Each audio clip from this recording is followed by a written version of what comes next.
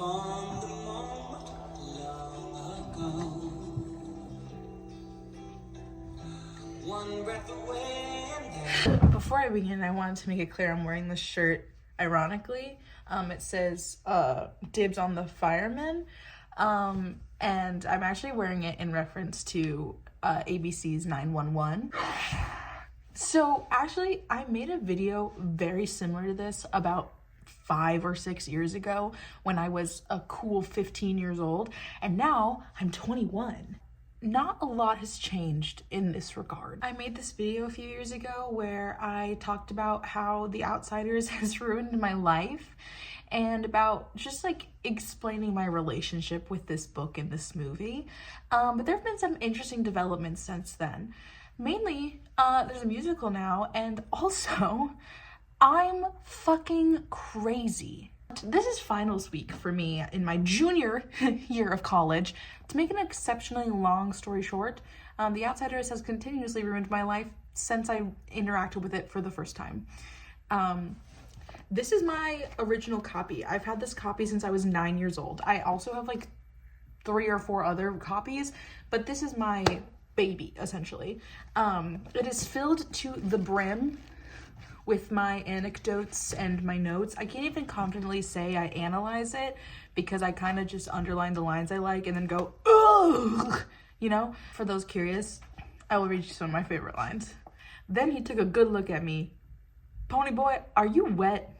Yes, I stammered through chattering teeth.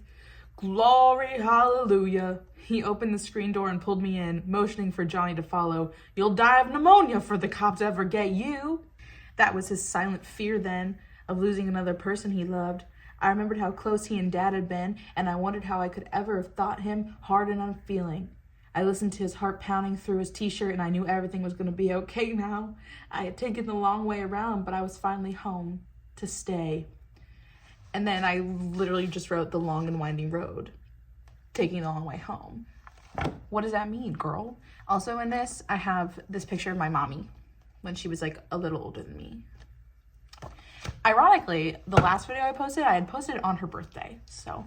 And as we look back at that video, you'll notice that the whole reason I even am like this is because my mother made me read this at a very young age. And when I say made me, I think she saw in me something that would love this, and she was right. And I don't like admitting when my mom is right, so that's how you know it's a big fucking deal. So I guess this is the part where I bring up the musical.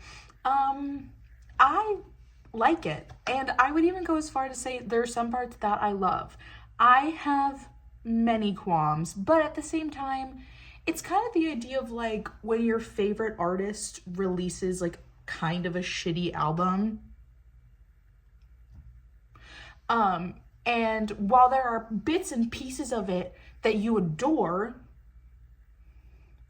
there are others you are less enthusiastic about, but when it comes down to it, you're gonna fight for this album because it's your favorite artist, and you're not gonna put them down for making like one kind of shitty thing against a lot of really good stuff. So that's kind of how I feel about the musical. I think throwing in the towel is also like such a fantastic way to portray the brothers and kind of really just lay out who Derry and Soda Pop are when we don't see them from Ponyboy's perspective. I think all the actors do a phenomenal job. My friends and I kind of have an infatuation with Brent Comer. Brent, if you can hear me, I think we knew each other in a past life. I think perhaps we picked apples in Papa's orchard and we baked them into pies. Or perhaps even we were Dickensian orphans together and we ate dry biscuits and slept underneath the stars because we were homeless. Either way, I think we have a connection. We've kind of made him the mascot of our group chat. And this finals week has been so insane for us that every time something goes wrong, we have to tell the other one, don't go throwing in the towel. I'm gonna move on from the musical for a bit because I really want to talk about my favorite aspect of the book, which is the relationship between the Curtis brothers themselves. I think a lot of times, especially like if you're more a fan of the movie than the book, it would make sense to me while you don't really care about Derry and Soda Pop, because in the movie, they are not that important. Especially in the original cut of the movie, which like did not feature much Soda Pop at all. It's definitely more focused on the relationships between Johnny and Ponyboy and Dally, Dally and Johnny, you know what I mean? And we don't really get a whole lot about the other Curtis brothers in the movie, which, understandable, there's a lot to cover, and for a book this short, Ponyboy has a lot of detail to give. But my favorite part has always been the relationship between the brothers. I think S.E. Hinton, which, by the way, that woman loves a tumultuous brother relationship. All of the books that are set in this, like, Tulsa universe, they all feature either actual brothers or, like, a brotherly relationship that is so much that I need to talk to her. I need her to know that I'm with her on this. I'm there. Susie, let me in. Despite all of their differences, the brothers have one thing in common, and that is how much they love each other. And I think, you know, when I look at other pieces of media involving brothers, this one always speaks to me because of how genuine and how they aren't afraid to show their affection to each other. And I think that's really sweet. Granted, I think part of that does come from having a female author. And I think a male author probably wouldn't have written a relationship so intense like that. But to me, I find it very sweet. Especially considering Ponyboy is like a whole 6 years younger than Derry, which, when you look at it, is not that far. But if you look at their stages in their lives, I cannot imagine having to tell a 14-year-old what to do right now. And I'm 21 years old. Their relationship kind of reminds me a lot of my own family, in this idea of both not wanting to wound your own pride, but also wanting to show people that you love them, and like the balance that you kind of have to find for that to make you feel good. I think was something that was always very interestingly portrayed in the novel. And if anyone was curious, I'm gonna talk about my 2 favorite scenes in the book, and I'm gonna tell you why they're my favorite, okay? My first favorite is, I just read a little bit of it. My first favorite is when Ponyboy and Johnny and Dally all return from the church, and obviously Dally and Johnny are spoken for. They're in their hospital beds, and Ponyboy's in the waiting room. And when he is told his brothers are there, he immediately gets up and sees Soda Pop, and they hug. And then when he sees Derry, Ponyboy kind of has to stop and think. And it's, you know, in actuality, he probably doesn't wait this long, but it kind of feels like a long pause. And he basically, like, breaks it down in his head. He's like, okay, I've spent this entire time wishing to be home, but now that I'm home, I'm realizing that I'm still kind of pissed about what happened and how I ran away. And he kind of is just staring at Derry, like trying to make sense of what happened. And then all of a sudden he realizes Derry is crying, and it kind of breaks him out and like pulls him back a little bit and shows him like what's really going on. And for the first time, he finally realizes what everyone keeps trying to tell him, and that's that Derry's hard on him because he loves him. And I think it's particularly interesting, especially how I read this book so young. At the time, Ponyboy seemed old and mature to me because I'm 10, but now that I look back, I'm like, he is really just like a little kid. I think the book accurately portrays both Ponyboy's like resistance to realizing that Derry is like a real person, and also Derry being like, I think in my head that I'm doing everything right, and my brother's not appreciating me, but maybe I should also recognize my brother is a 14-year-old and he's essentially a little kid. Following this breakthrough that Ponyboy has, he immediately hugs Derry and tells him he's sorry, and Derry tells him that his biggest fear is losing Ponyboy like they lost their parents. That is so tragic.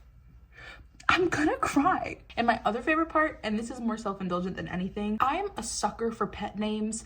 I think they're so sweet, and I think there's something about like feeling so much love for someone that you give them another name, I think is so sweet. It's kind of like the idea of like, to be loved is to be seen, you know what I mean? And I love how S.E. Hinton wrote the brothers and like didn't shy away from that sort of affection. After Johnny and Dally have died, and Ponyboy, who got his shit rocked in the Rumble, is now suffering from both a mild concussion and clearly some kind of a virus. I don't know, maybe he has the flu or something. And he passes out. He's like, this is too overwhelming, I'm gonna go. And he passes out. And when he wakes up for the first time and he sees Soda Pop, this is some of my favorite lines of dialogue in the whole book. He says, Soda, is somebody sick? And Soda's like, yeah, somebody's sick. And then Ponyboy goes, am I sick?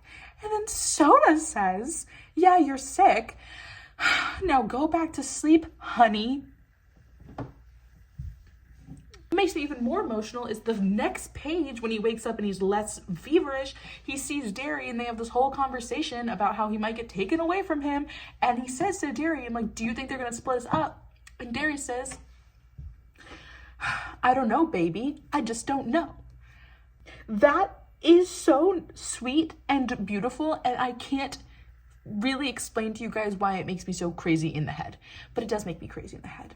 To be honest, this video was really just for me so I can like compare the two videos and see how nothing has really changed about me, except that I'm in college now and can drink legally. I could probably talk about this piece of media for the rest of my life. There's a phenomenon that happens to me about every 2 years where I get like a tapeworm in my brain about them, and then I don't want to focus on anything else that's not The Outsiders. So this is kind of my way of working through that. For Christmas, my friend Lexi bought me the script. These aren't authentic signatures, but they still mean a lot to me. Bought me the script, and like, I just can't. I'm gonna throw up. I don't really have a conclusion or a point to all of this. I just kind of wanted to talk at someone. So I did. This song has 1.5 million listens, and I can almost guarantee you half of them are mine. Every night I worry myself to sleep while you're watching cartoons. Okay, lyrics.